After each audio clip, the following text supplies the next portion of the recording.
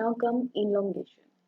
In this process, in this step, the amino acid one by one added and that form the polypeptide chain.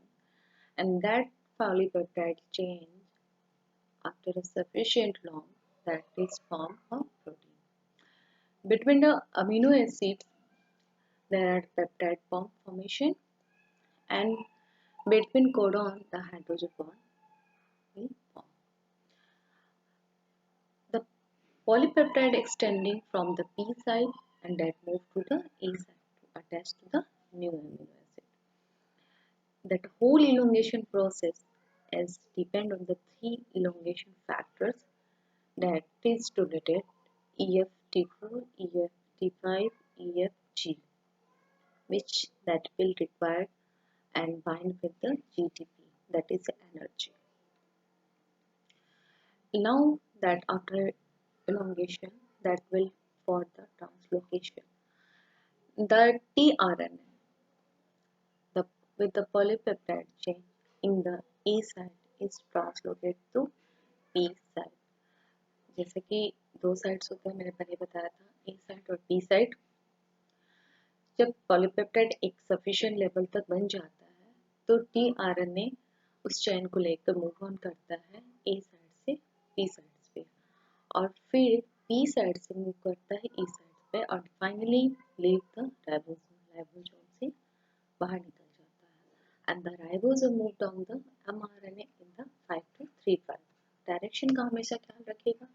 और ये it is a very important that is asking in all entrance examination के किस direction पे हो रहा है, इसीलिए मैं हमेशा डायरेक्शन आपको बार बार समझाती हूँ. ठीक है, ये एक फिगर है, you can see there, this is a complex body, initiation body, translational body. ठीक है, ट्रांसलेशनल इनिशिएटिव कॉम्प्लेक्स, जिसमें क्या होता है कि कोडॉन रिकॉग्निशन होता है, बेस पेयरिंग होती है, ए साइड्स का कॉम्प्लीमेंट्री बनते जाते हैं, इसमें एनर्जी रिक्वायरमेंट होती है जिससे कि जीटीपी एनर्जी प्रोवाइड करती है और जीटीपी ही जीटीपी में चेंज होती है. सेकेंड में क्या होता है, पेप्टाइड बॉन्ड फॉर्मेशन होता है.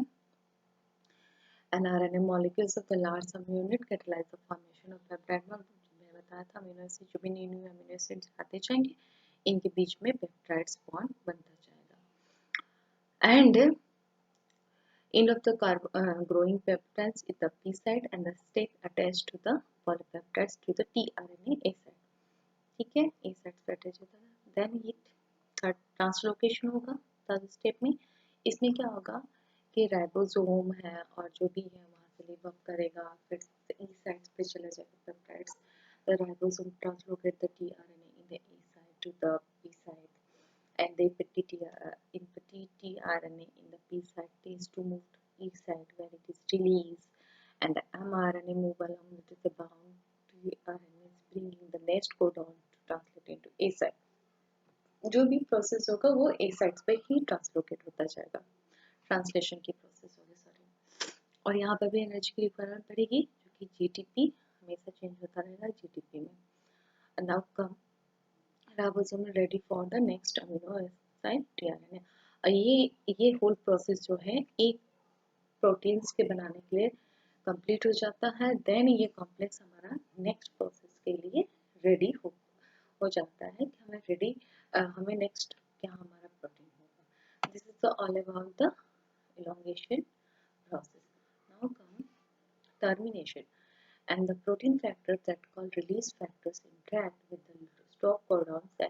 मैंने लास्ट टाइम में बताया था कुछ codons होते हैं that is provide the signal for the termination and that factor is called terminator factor.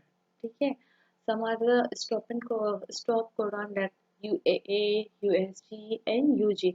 ये तीन जो codons होते हैं that is responsible for the termination of the translation process.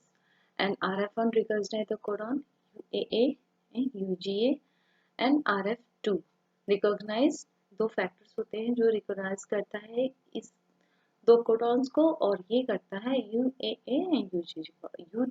RF3 help करता है either मतलब इन दोनों को रिएक्शन को कैरी करने के लिए, RF1 को RF2 को. Now come, this is a picture When the ribosome reaches to the stop codon of mRNA A site of the ribosome accept a protein that called the release factor. Release मतलब यहाँ पर आप codons आ गए हैं stopping codon. जब एक बार हमारा factors हमारा प्रोटीन बन जाता है तब हमें रिलीजिंग फैक्टर्स की रिक्वायरमेंट होती है। वो रिलीजिंग फैक्टर्स आया स्टॉपिंग कोडॉन है जिसे हम RF से डिनोट कर रहे हैं। ये 3 टाइप का होता है RF1 2 3।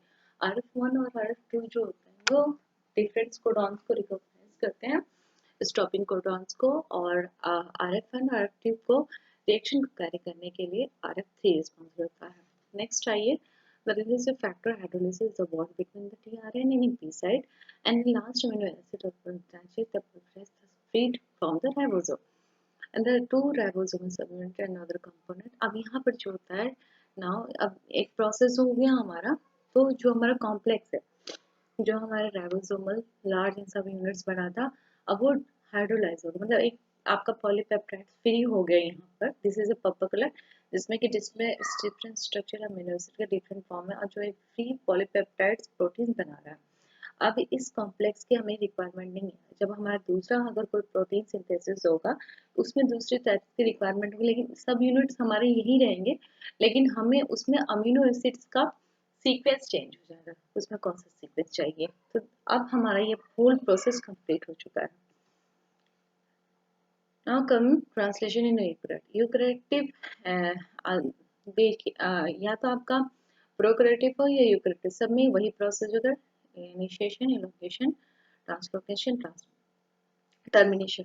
Eukaryotic have at least 3 initiation factors, जिसमें वो पहला जो था IF1 2 करके जो लास्ट टाइम अभी पढ़ाया था, उसी तरह के इसमें से 9 फैक्टर्स होंगे, इनिशिएशन फैक्टर होंगे। And that eukaryotic initiator tRNA does not become a formulated as in, थोड़ी सी बेसिक चेंजेस भी होंगी जिसमें कि फॉर्मुलेटेड होता है प्रोकैरियोटिक में, जबकि इसमें नहीं होगा। इलोंगेशन द फैक्टर, इसमें EEF1, EEF1AB, EFFZ are involved in the elongation process। and termination also have only one risk factor जिसमें से 3 उसमें था प्रोग्रेस में, एक होगा EFR which recognize the all codon। ठीक है। now thank you and that all for the translation transcription and I hope कि आपको ये क्लासेस समझ में आए हो।